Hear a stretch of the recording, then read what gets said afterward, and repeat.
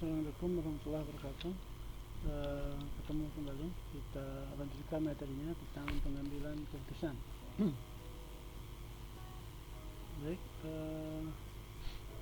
pengambilan keputusan suatu proses yang dilakukan secara sadar untuk menentukan atau membuat pilihan di antara beberapa alternatif dengan maksud untuk mencapai tujuan bersama yang telah ditetapkan.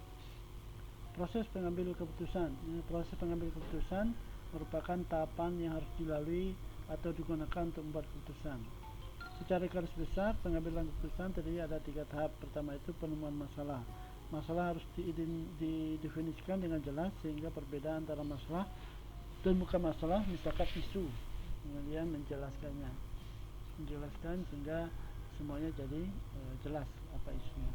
Kemudian yang kedua, pemecahan masalah. Pada tahap ini di mana masalah yang sudah ada atau yang sudah jelas kemudian diselesaikan. Langkah-langkah yang diambil adalah satu itu identifikasi alternatif untuk memecahkan masalah, kemudian identifikasi faktor yang tidak dapat diketahui sebelumnya atau di luar jangkauan manusia, identifikasi peristiwa-peristiwa di masa datang.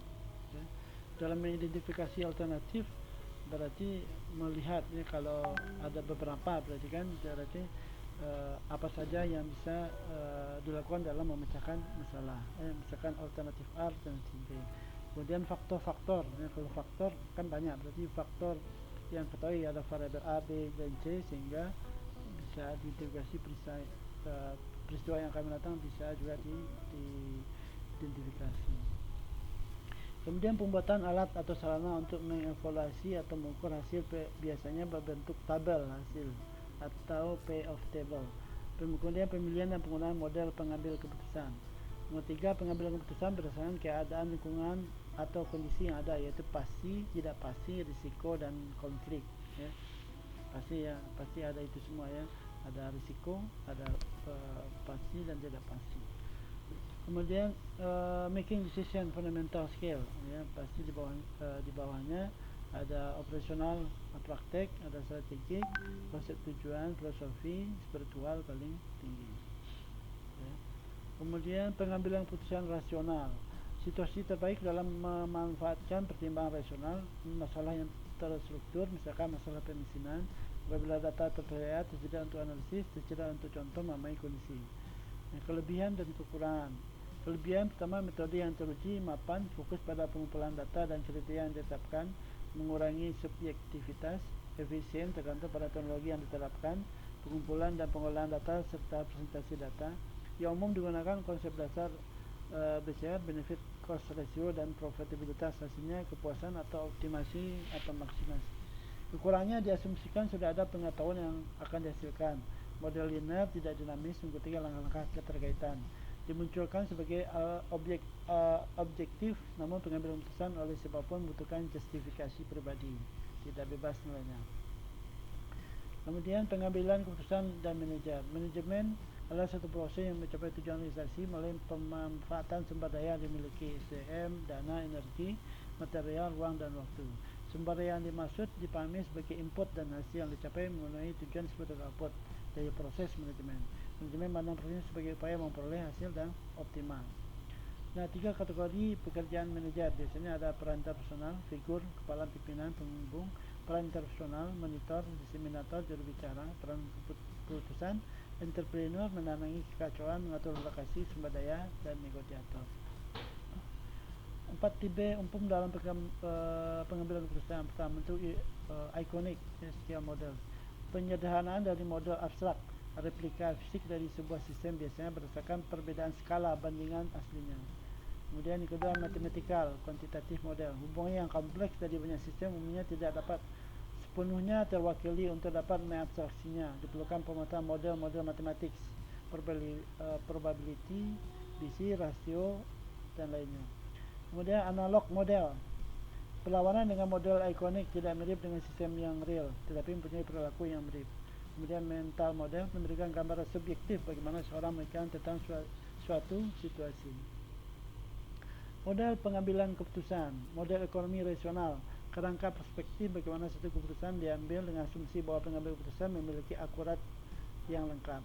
Kemudian model keputusan perilaku behavioral decision, tidak seperti model ekonomi rasional. Model keputusan perilaku memahami adanya keterbatasan manusia yang membuat keputusan rasio sulit untuk dicapai. Nah, keputusan manajer aturan ya. Di sini ada petanya atau mapnya. External environment ini internal, ini evaluasi information, ini kuantitatif analysis, kemudian interpretationnya, this problem opportunity, kemudian baru decision what to do about the problem. Ini pasti satu dan dua. Kemudian proses pengambilan keputusan ya.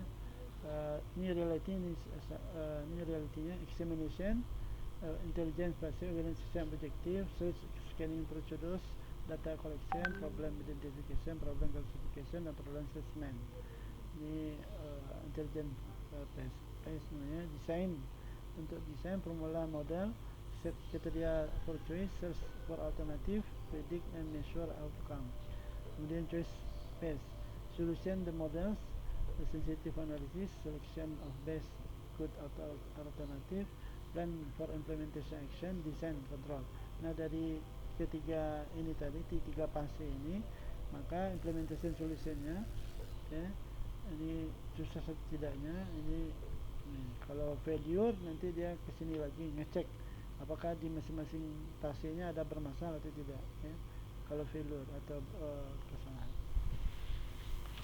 Kemudian konsep penting memahami proses pengambilan keputusan, bounded rationality, yang mengenai keterbatasan manusia oleh adanya keterbatasan organisasi seperti waktu, informasi, sumber daya, dan juga kapasitas mentalnya. Kemudian intuition, analisis yang tidak disadari berdasarkan pengalaman yang lalu. Kemudian selanjutnya satisfying, suatu pencarian sampai dengan tingkat memuaskan dan tidak perlu sampai sempurna atau optimal. Kemudian escalation of commitment, kecenderungan untuk menambah komitmen dari aksi harus hasil keputusan sebelumnya seperti yang diharapkan juga seorang pimpinan jika mengetahui proses pengambil keputusan yang efektif. Kemudian hambatan dalam membuat keputusan, ego and decision making ya. Sepertiga itu ego drove decision, untuk mengambilkan keputusan. 81% addict to visualization drove the decision. 2/3 never explore alternatif, made up their mind ya. Ini dari pikiran sendiri. Kemudian hambatan dalam membuat keputusan, pertama tu kekuatan, kalau ego sama dengan kelemahan ya. Ada confidence, percaya diri, quickness, kecepatan, soft, wit, kerjakan, determination, dedication, komitmennya, perseverance ya, atau tekun, prestasi ya. Kemudian sini sense of infallibility, tidak merasa bersalah, over hastiness, terburu-buru, over aggressiveness, itu pembawaan kasar, flexibility, workaholism, intolerance, resistant to change ya, susah berubah, manipulation. Apa yang membuat keputusan berkualitas? Kewaspadaan dalam meningkatkan kualitas keputusan. Kewaspadaan yang maksud ini adalah adanya perhatian terhadap prosedur pengambilan keputusan yang benar. Kemudian strategi umum dalam pengambilan keputusan, spontanitas, memilih opsi pertama muncul dalam benak pikiran tanpa menghiraukan adanya pilihan alternatif lainnya. Kemudian asrat, memilih opsi yang mungkin untuk mencapai hasil terbaik walaupun akan berhadapan dengan risiko. Patuh, mengikuti aturan atau tata nilai satu kesepakatan. Menghindar, memilih opsi yang sebisa mungkin terhindar dari hasil yang buruk. Penundaan, menunda pemikiran tindakan sampai tinggal terbatas beberapa opsi saja. Keamanan, memilih opsi yang memungkinkan cukup berhasil dengan menemani sedikit orang dan diarahkan pilihan yang sedikit berisiko. Kemudian menyulitkan, terakumulasi banyak informasi sehingga memungkinkan dalam menganalisis opsi. Retensi, memilih opsi yang dapat memuaskan secara intelektual maupun emosional sekaligus. Terakhir sintesis, memilih opsi yang memiliki peluang terbaik untuk berhasil yang paling disukai. Strategi dalam pengambil keputusan manajerial, strategi optimum memutuskan memilih alternatif solusi terbaik dalam jumlah alternatif. Kemudian strategi kepuasan, memutuskan memilih solusi yang telah memenuhi persyaratan minimum, tidak harus sempurna atau seluruh alternatif dikaji. Kemudian strategi kuasi kepuasan, menggunakan bobot daripada menghitung satu persatu faktor variabel tertentu. Ada 8 elemen smart choice ya. Problem, objektif, alternatif, consequence, trade off, ya. Ini proaktif. Kemudian uncertainty, kemudian risk of tolerance, links decision, kondisi dasar lingkungan yang menjadi perhatian utama, siap penerapan pada proact. Kemudian problem, ya. Cara meletakkan problem menunjukkan kerangka keputusan, solusi yang terbaik bagi penempatan permasalahan suatu keputusan yang pasti menjadi smart choice daripada excellent solution untuk mendapatkan permasalahan yang lemah. Lemah utama dalam memformulasikan permasalahan mengambil keputusan adalah sifat malas. Karena itu dianjurkan untuk senantiasa kreatif dalam merumuskan solusi. Ubahlah permasalahan menjadi peluang, ciptakan alternatif. Kemudian langkah tanya mengapa perlu membuat keputusan, apa kendala yang membuat keputusan, identifikasi elemen dasar dalam membuat keputusan, kenali faktor terkait dengan masalah, rumuskan definisi permasalahan yang aplikatif, uji rumusan permasalahan dengan baik. Nah, ini yang perlu dijawab kalau ada masalah untuk dalam membuat keputusan. Objektif smart, objektif spesifik, measurable, yaitu archive, archivable, reach, attainable. Tulis seluruh yang menjadi perhatian mengarah pada objektif. Ubah perhatian menjadi objektif. Bedakan antara hasil akhir dan makna hasil. Contoh, atlet lari mencapai garis finish di Olimpiade. Klarifikasi makna terjadi menjadi objektif. Uji alakah objektif tadi masih mencakup dalam perhatian di atas. Alternatif, kunci memperoleh alternatif lebih baik memanfaatkan rumusan objektif, tanyakan bagaimana mencapainya. Kaji kemungkinan hambatan-hambatan, kemudian tumbuhkan aspirasi, gunakan pikiran sendiri terlebih dahulu, belajar dari pengalaman, hanya terdapat pada pihak lain, identifikasi alternatif baru, kemudian susun alternatif tersebut, baru kaji dan evaluasi, jangan pernah berhenti mencari alternatif.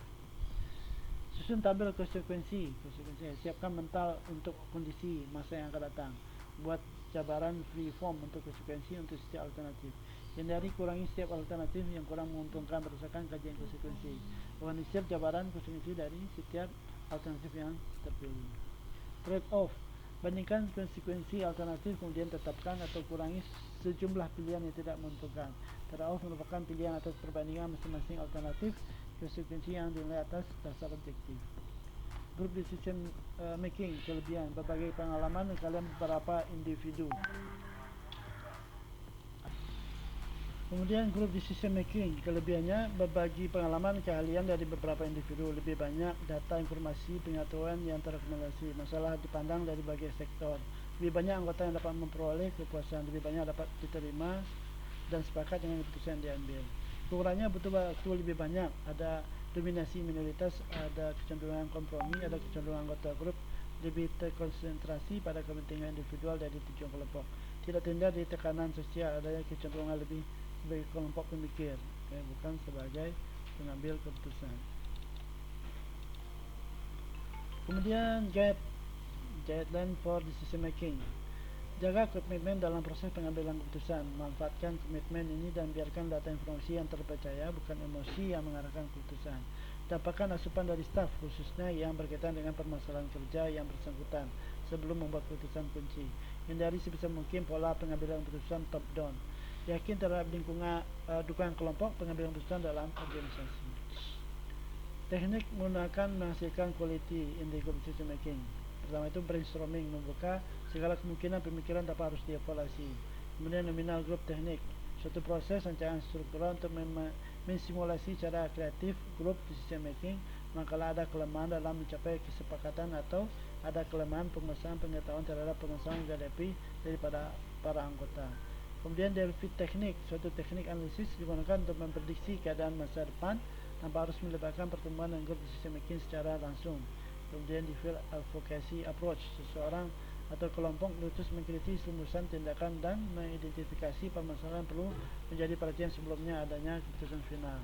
Kemudian dialectical inquiry, approach decision from two opposite, sesuatu yang pendekatan pengambil keputusan dari dua yang berlawanan.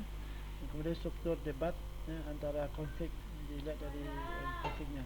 Baik, itu dulu yang mungkin kita bahas dalam ininya, tapi dalam pengambilan keputusan bisa kita lihat juga ada tabel proses smart choice-nya, khususkan kenaikan gaji tahun 2024 sebesar 20% bagaimana dan kapan, problemnya apa, objektif, alternatif, konsekuensinya, trade off. Jadi ini contohnya, kita bikin tabel kemudian diisi, kemudian dari isiannya ini ya bisa dapat best choice atau keputusannya apa ya. Dalam problem apa aja bisa dibikin tabel begini dan kemudian dilihat ya. Baik, itu dulu untuk pertemuan kali ini, mudah-mudahan bisa dipahami. Assalamualaikum warahmatullahi wabarakatuh.